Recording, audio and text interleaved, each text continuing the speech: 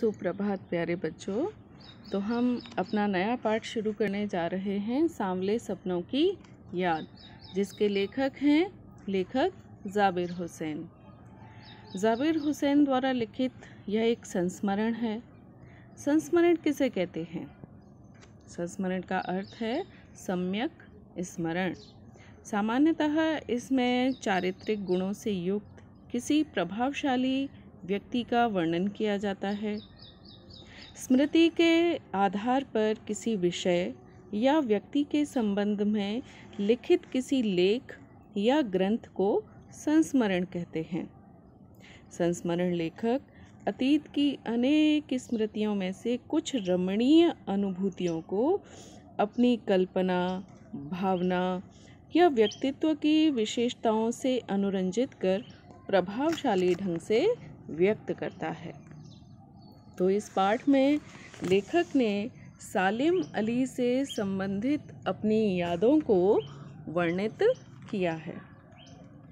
सालिम अली के निधन से जाबिर हुसैन के मन में जो दुख उमड़ा था, उसी को उन्होंने यहाँ कलमबद्ध किया है।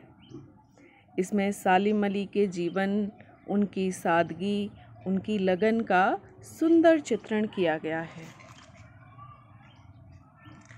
सुनहरे परिंदों के खूबसूरत पंखों पर सवार सांवले सपनों का एक हुजूम मौत की खामोश वादी की तरफ अग्रसर है।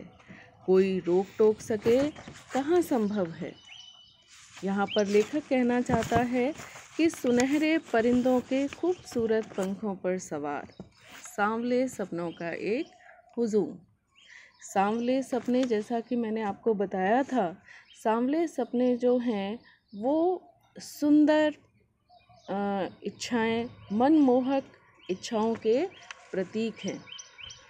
जो सालिम अली थे वो एक पक्षी विज्ञानी थे। उनका जो पूरा जीवन था वो पक्षियों से संबंधित जानकारियां इकट्ठा करने, उनकी रक्षा करने और उन्हीं के बीच में उनका जीवन व्यतीत हुआ था।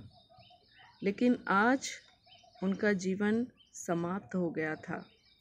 वे मौत की खामोश वादी की तरफ अग्रसर हैं, बढ़ रहे हैं, अर्थात उनकी मृत्यु हो चुकी है।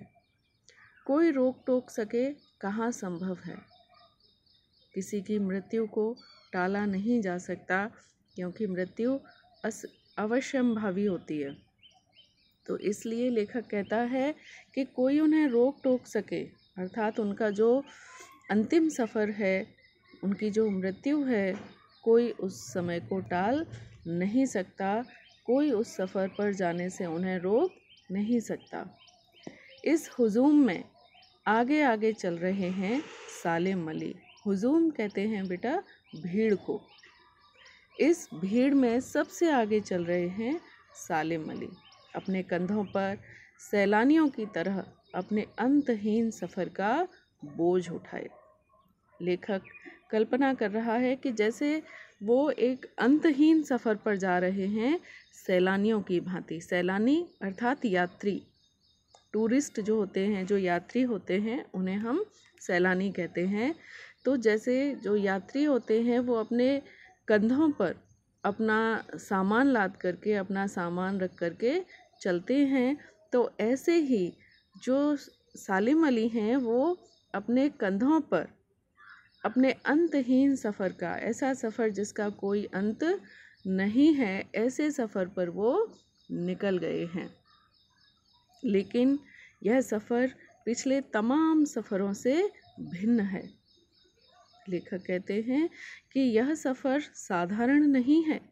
यह सफ़र उनके पिछले तमाम जो सफ़र हैं उन सभी से भिन्न है, अलग है। जो जीवन भर उन्होंने सफ़र किए, यात्राएं की, उन तमाम यात्राओं से उनका यह सफ़र भिन्न है।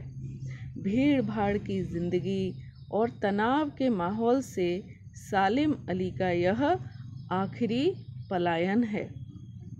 अर्थात सारी जो उनकी ज़िंदगी थी वो कैसी थी? भीड़ भाड़ भरी ज़िंदगी, जहाँ सब लोग आसपास होते हैं, तनाव का माहौल, उस सारा जो माहौल था, जो ऐसी ज़िंदगी थी, उनसे सालिम अली का यह आखिरी बार जाना है, पलायन है।